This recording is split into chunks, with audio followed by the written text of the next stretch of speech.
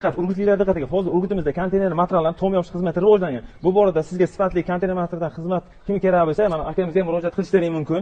Aka buni kvadrati necha puldan necha pulgacha beryapti? Qanday beryapti?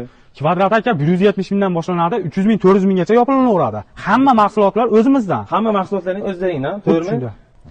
Aka, buni ichiga bizga misol konteyner profillar hamma aksessuarlari kiradi. Elektrod, bagarga tosh, balobatlar narsalari o'zimizdan olib kelamiz aka. Sizlarga shtima berilmaydi. Hammasini o'zlaringdan qilasiz. Kvadrati shuni necha puldan necha bo'ladi kvadrat endi.